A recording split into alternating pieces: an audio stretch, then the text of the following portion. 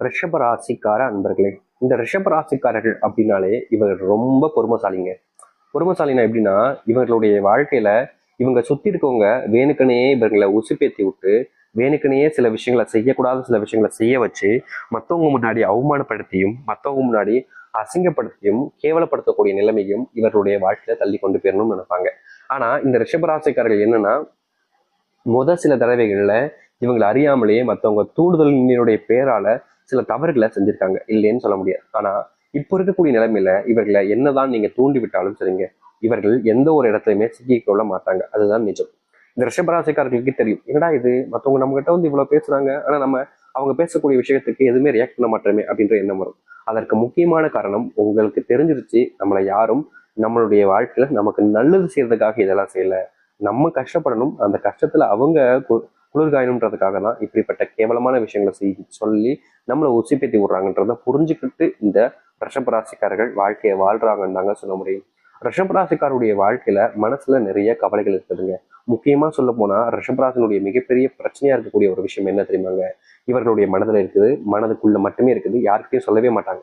சொல்லணுன்ற எண்ணம் வந்தாலும் சொல்லக்கூடாது அப்படின்ற மாதிரியும் மறைச்சு வச்சிருக்கக்கூடிய ஒரு விஷயமாகவும், தினமும் இரவு தூங்குவதற்கு முன்பும் காலை எழுஞ்ச உடனேயும் ஞாபகம் வரக்கூடிய ஒரு விஷயமா இருக்கக்கூடியது என்ன தெரியுமாங்க இந்த ரிஷபராசினுடைய வாழ்க்கையில, சாமி நிறைய விஷயங்கள் நீங்க சொல்றீங்க, ஏன்னா எங்களுக்கு அது தேவையில்லை. கடவுள்கிட்ட வேண்டக்கூடிய ஒரு விஷயம் என்ன தெரியுமாங்க ரிஷபராசிக்காரர்கள், எனக்கு எப்பதான் சாமி சாபம் வரும், வாழ பிடிக்கல சாமி, உயிரோடு இருக்கவே வெறுப்பா இருக்கு, மனசுக்கும் நிம்மதி இல்லை, வாழ்ற வாழ்க்கையும் திருப்தியா இல்லை, யார்கிட்ட எந்த ஒரு விஷயத்தையும் ஷேர் பண்ணணுன்ற எண்ணமும் இல்லை, என் மேல அன்பு காமிக்க பாசம் காமிக்கின்ற ஒரு உறவுகள் கூட இல்லையே சாமி, இதுக்கு மேலேயும் ஏன் என் உயிரை இப்படி எடுத்து பிடிச்சு வச்சுக்கிட்டு இருக்கேன், கூட கூட்டுக்கலாம்ல, நான் அங்க வந்தாவது சந்தோஷமா இருப்பேனே, நிம்மதியா இருப்பேன்னு இந்த ரிஷபராசிக்காரர்கள் அவ்வளோ வேண்டுவாங்க கடவுள்கிட்ட.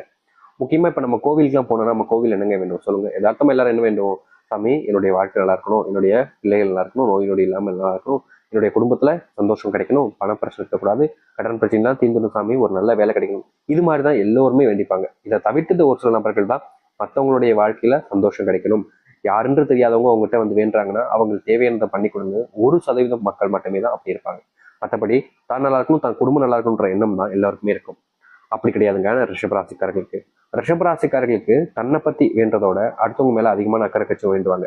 ஆனா யார் மேல இவங்க அக்கறை காமிச்சு யார் மேல பாசம் வச்சு வேண்டாங்களோ இந்த ரிஷபராசினுடைய வாழ்க்கையில அவர்களுடைய வேண்டுதலுக்கு எதிராக தாங்க நடந்துச்சு.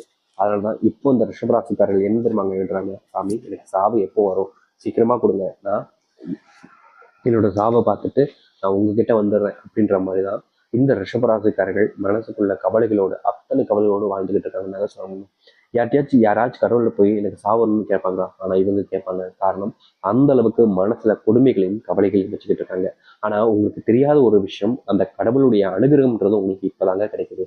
அதாவது சொல்ல போனா இது நாள் வரைக்கும் நீங்க கடவுள்கிட்ட கேட்டீங்க பார்த்தீங்களா, அந்த ஒரு விஷயம் உங்களுக்கு நடக்காது. நீங்க இறந்து போகணும் செத்தணும் அது நடக்கவே நடக்காது. அதற்கு மாறாக இதற்கு முன்பு வாழ்க்கையில நீங்க இது நடக்கணும் அது நடக்கணும்னு ஆசைப்பட்டீங்க பார்த்தீங்களா, அது எல்லாமே நடக்கக்கூடிய சாத்தியங்கள் என்பது உங்களுடைய வாழ்க்கையில அமைய போகுது. அந்த கடவுளுடைய ஆசீர்வாதத்துல இந்த ரிஷபராசிக்காரர்கள் வாழ்க்கையில மிகப்பெரிய முன்னேற்றத்தையும் மாற்றத்தையும் பார்க்க போகிறார்கள்.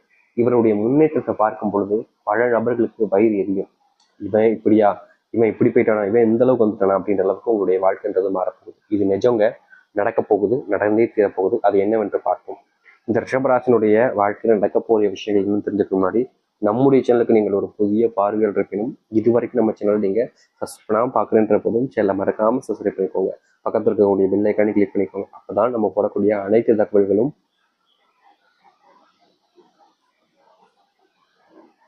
உங்களுக்கு நோட்டிபிகேஷன் வந்து கொண்டே இருக்கும். முடிஞ்ச அளவுக்கு வீடியோவை ஸ்கிப் பண்ணாம பாருங்க. ரிஷபராசிக்கார அன்பர்களே, அன்பு நீங்க பயங்கரமா எல்லார் மேலேயும் காமிப்பீங்க, ஆனா அதை யாருக்கிட்ட இருந்தும் எதிர்பார்க்க மாட்டீங்க. ஆனா உங்களுடைய வாழ்க்கையில சுத்தி இருக்கக்கூடிய நபர்களுக்கு அன்பு கிடைக்கும் போது நம்ம மேலேயும் அன்பு காமிக்க இப்படி ஒருத்தர் கிடைக்க மாட்டாங்கன்னு ஆசைப்படுவீங்க. அப்படிப்பட்ட அதையெல்லாம் தாண்டி அதை கனவுல கூட நினைச்சு பார்க்க முடியாத அளவுக்கு உங்க மேல அன்பு காமிக்க ஒரு உறவுன்றது வரும். அது காதல், காதலி, கணவன், மனைவி, இல்லை உங்களுடைய அம்மா அப்பா, உங்களுடைய கூட பிறந்த சகோதரர்கள், அவர்களுக்கு இது நாள் வரைக்கும் இருந்த புரிதல் இல்லாம இருந்திருக்கும். இந்த புரிதல், அந்த புரிதல்கள் கிடைச்சி உங்க மேல பயங்கரமான அன்பையும் காதலையும் கொண்டு வருவாங்க. நீங்க என்ன விஷயத்த சொன்னாலும் சரிங்க, அவங்க கிட்ட போயிட்டு பேசிக்கிட்டு இருக்கும்போது எதை சொன்னாலும் சரி அவங்க புரிஞ்சுக்கிட்டு, நீ சொல்றியா கரெக்ட், நீ சொல்றீல அது தப்பே இருக்காது அப்படின்ற அளவுக்கு உங்களோட மேல அவங்களுக்கு நம்பிக்கைன்றதும் வர ஆரம்பிக்கும். இதற்கு முன்புலாம் இந்த ரிஷபராசிக்காரர்கள் மேல துளி அளவு கூட நம்பிக்கைன்றது இருக்காதுங்க. இவங்க எந்த ஒரு விஷயத்த செய்ய போனாலும் சரி, உன்னால முடியாது, செய்யாத, நீ எதுக்கு இதெல்லாம் வேற தேவையில்லாத செய்யற, இந்த மாதிரி பிசினஸ் எதுக்கெல்லாம் பண்ணணும் அப்படின்ற மாதிரி எந்த செய்ய போனாலும் சரி, ஒரு பிசினஸா இருக்கலாம், இல்லைன்னா ஒரு புதுவிதமா இதை செஞ்சு பார்க்கலாம்ன்றதுக்காகவும் இருக்கலாம். எதை செய்ய போனாலும் சரி, உன்னால முடியாது, செய்யாத, செய்யாதன்னு எதை செய்ய போனாலும் செய்யாதன்றத மட்டும்தான் சொல்லியிருப்பாங்க. ஆனா இனி வரக்கூடிய காலங்கள்ல ரிஷபராசினுடைய திறமையை புரிஞ்சுக்கிட்டு, ரிஷபராசிக்காருடைய அந்த அனுபவத்தை புரிஞ்சுக்கிட்டு உன்னால முடியும்டா அப்படின்னு உங்களுக்கு ஊக்கம் கொடுக்கக்கூடிய விதமாக உங்களுடைய குடும்பத்தார்களே வந்து நிற்பாங்க. நீங்க தனிமையா ஒரு விஷயத்த பண்றதோட குடும்பத்தோடு சேர்ந்து ஒரு விஷயத்த பண்ணீங்கன்னா வெற்றின்றது கட்டாயம் நிச்சயமா தான் இருக்கும்.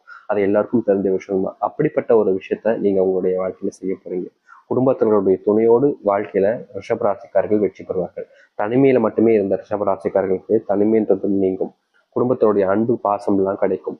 இதுநாள் வரைக்குமே இவர்களுடைய வாழ்க்கையில வேலைக்கு போவாங்க. ஆனா இவங்களுக்கு தேவையான சம்பளம்ன்றது கிடைக்காது.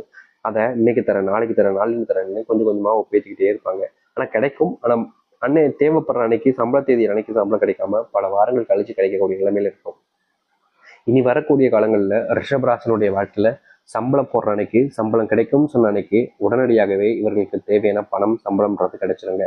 அது மட்டும் இல்லைங்க, ரிஷபராசனுடைய வாழ்க்கையில இவர்கள் மற்றவர்கள் முன்பு என்னைக்குமே கை கட்டி நிற்க கூடாது அப்படின்னு நினைப்பாங்க. அதாவது சுயமரியாதையை இழந்து நிற்க கூடாது அப்படின்னு நினைப்பாங்க. அப்படிப்பட்ட எண்ணம் நிறைவேறக்கூடிய விதமாக இவர்களுடைய வாழ்க்கையில முன்னேறுவாங்க. மற்றவர்கள் முன்பு கை கட்டி நிற்க மாட்டாங்க. மற்றவங்களுடைய அணுகுமுறையை வச்சு இவர்களுடைய வாழ்க்கையில அன்பும் பலமும் நிறையவே வந்து சேருங்க. பணப்பிரச்சனைகள் நீங்கக்கூடிய ஒரு வாழ்க்கையாக இனி வரக்கூடிய காலங்களில் இந்த ரிஷபராசிக்காரர்களுக்கு இருக்கும். இவர்களுடைய வாழ்க்கையில சின்ன வயசுல இருந்தே பணப்பிரச்சனை பண கஷ்டத்திலேயே நிறையவே வாழ்ந்திருப்பாங்க, பார்த்துருப்பாங்க. ஒரு நாள் சாப்பிட்னா கூட பணம் இருக்கும் போதும் ஹோட்டலில் சாப்பிடலாமா அப்படின்ற அளவுக்கு யோசிக்கக்கூடிய அளவில் யோசிப்பாங்க. காரணம், இவங்களுடைய வீட்டில் செல்வம் என்றது இருந்தாலும் இல்லை செல்வம் இல்லைனாலும் சரிங்க, தான் செலவு பண்ணக்கூடிய ஒவ்வொரு பணத்துக்கும் யோசிச்சு செலவு பண்ணக்கூடிய நபர்கள் தான் இந்த ரிஷபராசிக்காரர்கள். இப்படிப்பட்ட ரிஷபராசினுடைய வாழ்க்கையில இனி அந்த செல்வ பிரச்சனைகள், செல்வ கஷ்டங்கள், கடன் பிரச்சனைகள் இருந்தாலும் அது அனைத்துமே முழுவதுமாக நீங்கி மற்றவர்கள் முன்னிலையில் ஒரு உயர்ந்த நபராகவும் மற்றவர்களுடைய முன்னிலையில் இப்படிப்பட்ட ஒரு ஆளாப்பா அப்படின்னு கேட்கக்கூடிய விதத்துல இவர்கள் வாழ்க்கையில சந்தோஷத்தையும் மகிழ்ச்சியும் கொண்ட நபராக மாறப்போகிறார்கள் இந்த ரிஷபராசிக்காரர்கள்.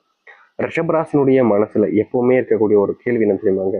சாமி, எனக்கு சாமி நான் ஒரு சொந்த வீடு கட்டுவேன். சொந்த வீடுன்றது இல்லாம என்னுடைய சகோதரிகள் முன்பும் சரி, என்னுடைய குடும்பத்தார்கள் முன்பும் சரி, என்னுடைய வாழ்க்கையில நான் ரொம்ப கஷ்டப்படுறேன்.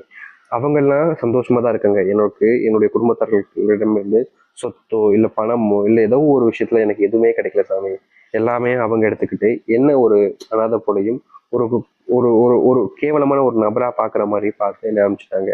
இப்ப வரைக்கும் நான் வேலைக்கு போறேன், நான் வீடு கட்ட முடியுன்ற ஒரு ஆதங்கம் இருந்துச்சுல, அதையெல்லாம் நீங்கக்கூடிய விதமாக சொந்தமா ஒரு வீடு கட்டி யார் யாரெல்லாம் உங்களிடம் பணம் இல்லை, செல்வாக்கு இல்லை, சொந்தமா வீடு இல்லைன்னு ஒதுக்குனார்களோ அவர்களே தேடி வரக்கூடிய அளவுல இந்த ரிஷபராசிக்காரர்கள் வாழ்க்கையில மிகப்பெரிய ஒரு வீட்டை கட்டி அதுல குடியேறக்கூடிய காலங்களாக இருக்க போகுது இந்த வரக்கூடிய காலங்கள்ல. அது மட்டும் இல்லைங்க, ரிஷபராசினுடைய வாழ்க்கையில மிகப்பெரிய பிரச்சனை என்னது, வாடகை வீட்டுல இருந்து வேற வாடகை வீட்டுக்கு மாறலாமா, இந்த வேலையிலிருந்து வேற வேலைக்கு மாறலாமான்ற கேள்வி இருக்கும். இந்த சூழ்நிலைகள்ல அது உங்களுக்கு கொஞ்சம் சாதகமா அமையலைங்க.